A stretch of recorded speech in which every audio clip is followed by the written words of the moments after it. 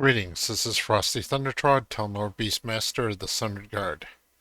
Well, weekend 3 of Alpha 2, Phase 1 has finished. This phase brought the newest Alpha 2 wave key purchasers into the game, and the servers handled it amazingly well.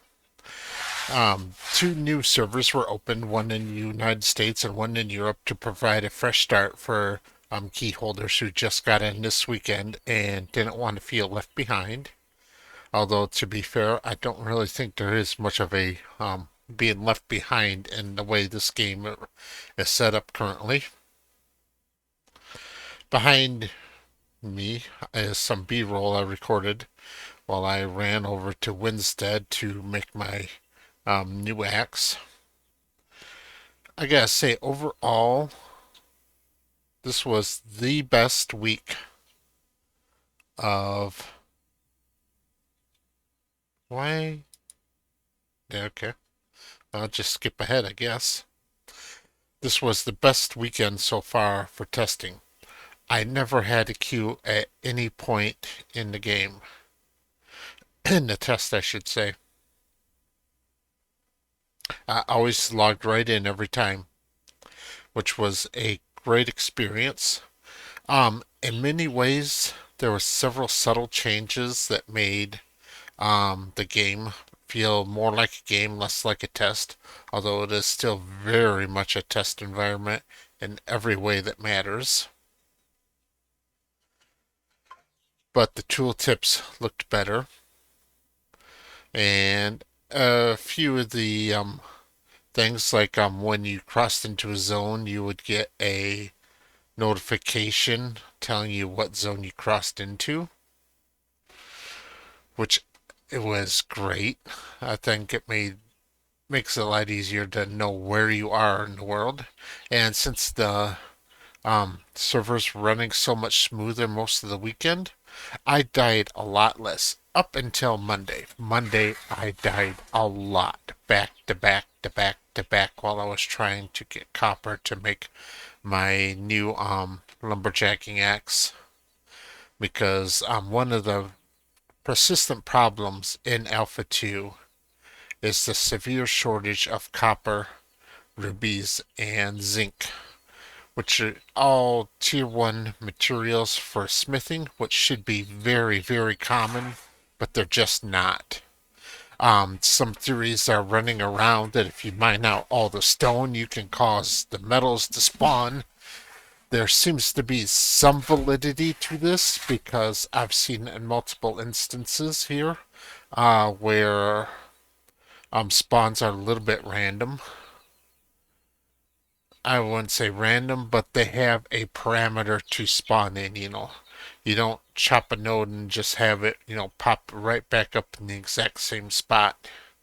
You know, they move around a little bit and they mix up. So it is very likely that if you mine out a copper, a granite node spawns somewhere else. And if you mine out a granite node, it might be a copper node that spawns somewhere else. So in this weekend, I got my hunting up to level 10 and then promoted to apprentice. I got my lumberjacking up to level 12 and I had to re-promote to apprentice again. And I made myself a epic bear mount. As you can see in the background right now, I'm comparing some of the stats, and one of the things I've discovered is that all the horses you can craft are 135% speed, and every other tier 1 mount that you can craft is 140% ground speed. Then the beasts of burdens have a slight difference in their stats, so I don't know how much of a difference it'll make. But right now it's kind of disappointing, where basically there's two types of tier 1 mount, horse or not horse. There are, however, other mounts that you can get in the game which aren't currently able to be crafted by players that are a lot faster. Matter of fact, there's one you can buy from a merchant here in this node um, that has 150% ground speed, which is faster than any mount that you can tame or train on your own right now. This might change when Wave 2 comes along and Animal Husbandry gets more fully implemented. Right now, we got just the very basic minimums of it. You can tame tier 1 mounts, but you can't get the hunting bow to be able to hunt tier 2 mounts, which sometimes causes a problem because you'll go through and tame up all the tier 1s in an area and a whole bunch of tier 2s will spawn and nobody can tame the tier 2s, so you're kind of stuck with a bunch of tier 2s. For me, how I managed to get my hunting leveled up very quickly is that down in New Alea there is a cave that has like 6 bears that spawn in consistently that can be tamed. So by, constantly taming all 6 of those bears, I managed to get myself this heroic, a whole bunch of green, a few blue, and tons and tons of white bear mounts. And it was just my luck. I took this one bear, this one purple bear I had, 100 wood and 57 gold up here to Halcyon, since Halcyon has the lowest tax rates on my server, and it turned out to be a mount instead of a beast of burden. My guildmate Petrus, I gave him one of my blue bears and he tried to train it and he ended up getting a beast of burden. So he wasn't as lucky as I am, apparently. This was the first time I've really grouped up with another player for any length of time. Petrus and I were grouped up for a while together. He was playing a cleric. Up until now, I thought my ranger was pretty strong. But then when I was grouped with Petrus, his cleric was able to heal, DPS, and tank. That kind of made my ranger, just seem like, kind of like a pet on the side, just doing a little bit of additional DPS.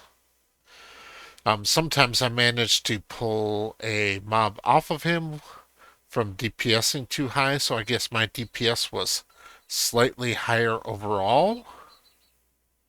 But his ability to just burst something down is incredible. And unless it was a 1-star mob, he would often burst through something before I could even get off my first snipe shot. I made it up to level 9, and I picked up snipe. I did not think I would be using this skill because I've been playing as a melee ranger mostly. But when I was in a group, I found that it was hard to keep myself within melee range of the enemies since I don't have closers, I don't have pulls, I don't have the tools that a warrior or a tank would have to hold enemies in melee range. Another pause right there for some reason. So I ended up resorting to using my ranged attack quite a bit. And I gotta say, the animation for snipe is simply awesome. It is truly an amazing little technique to set up. And it's strong. And I also picked up lightning shot, which is pretty cool.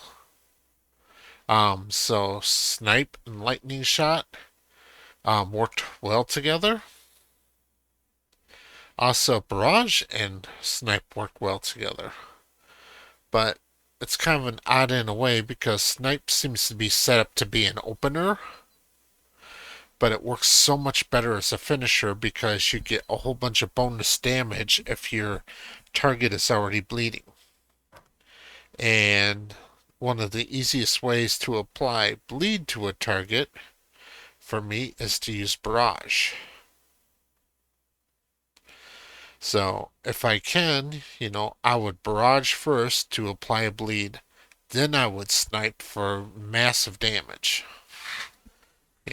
I'm really enjoying this aspect, and I was able to get myself a little bit of good XP. I managed to grind off all my XP debt from all the times I died repeatedly over and over and over again, trying to gather copper, which I did finally manage to do by pure accident.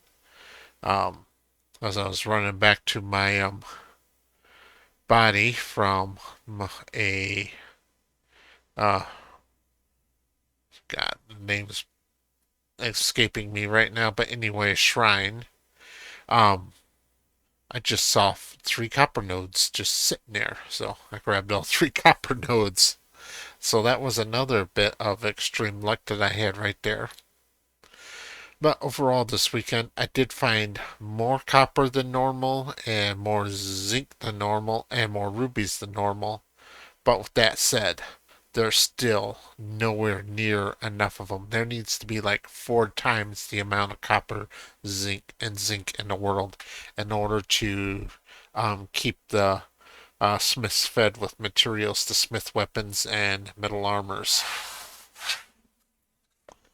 The Garms seem to be getting a little bit more short supplied this time around too, because I was going to consider making myself some armor, but I was never able to really gather up enough Garn. Um, yeah, Garn. Let's see, they're gremlins. Grem, that's it. They're Grem. It's like short for gremlin. Little mouthy bastards all full of teeth. And so they're your primary leather source for making your tier 1 leather armors. But then I started looking at the stats of the leather armors that I don't already have equipped, and most of them seem to be focused more towards casting than to the melee type of damage or range damage that I do. While I was hunting skeletons and some slow zombies that made it very easy for me to kite them since they were level 8 1 stars. I couldn't tank these things face to face, but I was able to kite them and just stay out of their range. I picked up a short bow and a long bow, and I tried both of them out. I know some of the other ranger players, such as Roar, really, really swear by the short bow. But for me trying it, I found it to be nothing really special.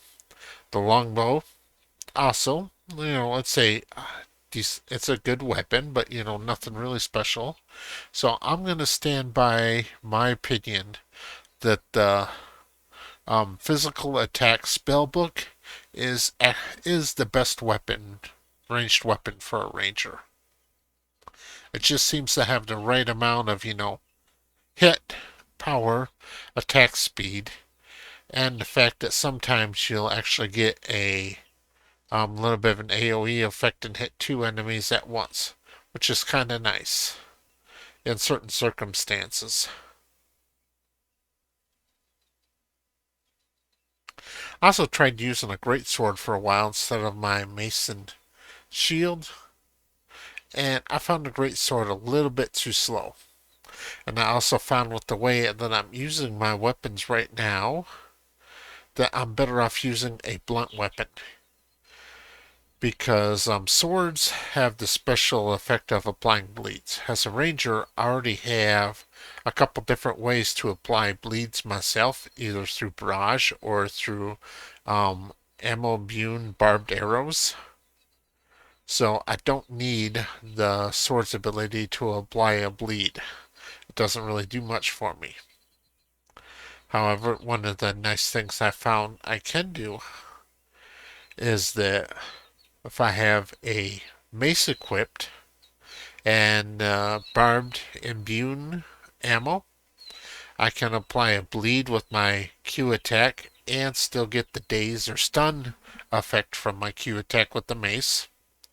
And then when I'm using my book, I can get both a bleed and a burning effect from my book, which gives me a nice ability to stack extra damage.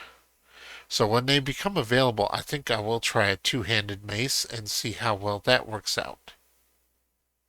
Or if there at some point becomes a melee weapon that applies a different effect other than bleeds. I'll try stacking those up and see how well they do.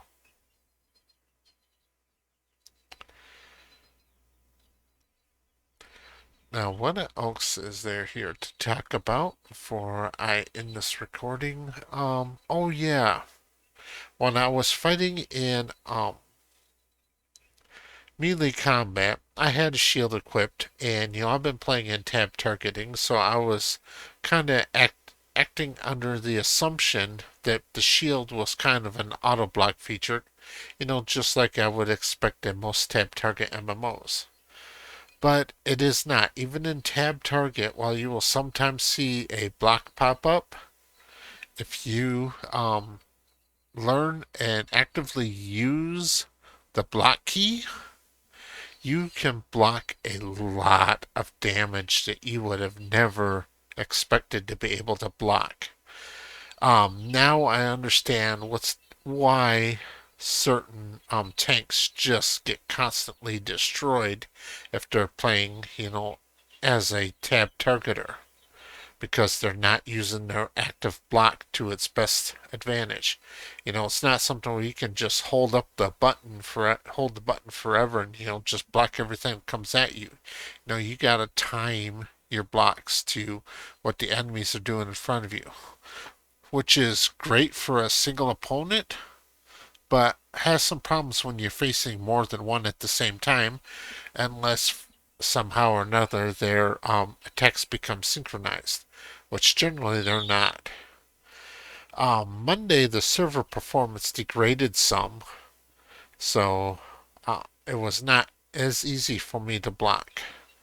But Sunday, I was starting to get a hang of it to be able to read the mob's tail, to be able to throw a block and block the damage without taking any damage to my hit points. So that kind of added the stamina bar to my HP bar, which I found to be very useful. And I still had the ability to dodge roll out of AoE ranged attacks that you can't just block. So, like when I was fighting these undead, they would, do something called a uh, acid vomit at you. You can't block this because it's a ground effect, but you can see it and you can dodge roll out of it and be immune to damage and then land outside of the affected zone. So I think with even more improved server performance, there's less desync between the player and the server, you will be able to be more effective at gauging your block times. As it was now, I would generally just throw an attack and then immediately block, and that was fairly effective with just have my block up during the time where my Q attack was resetting.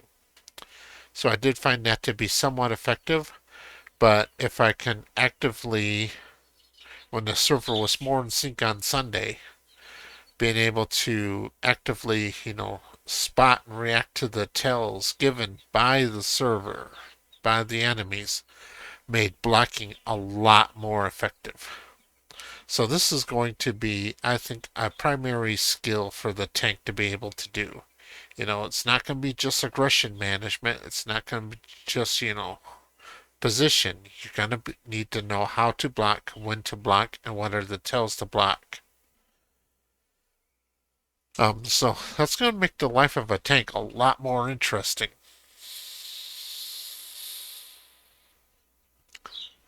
So another thing I've decided is it would be great if we had something equivalent to the Hearthstone. Now I know that they want traveling to mean something, but there is so many enemies on the roads,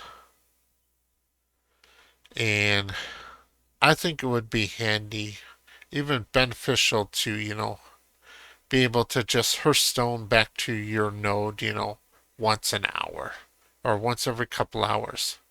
Or even just if you're logged out for longer than 15 minutes, you just return to your um, home node automatically. Because I did a lot of running back and forth between different nodes this weekend, and it just is not enjoyable to run from node to node to node, even on a bear. One thing I did discover, however, that was kind of interesting is that my Ranger Run buff can be applied to my mount to give it slightly more speed. And we tested this. I tested this by running alongside Petrus, where we both had the starter horses at that time. This was before I got my bear, so I cast my run speed buff on my horse, and my horse did outrun his horse significantly.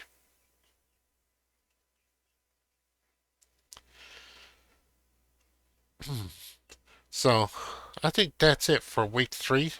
Thank you very much for watching.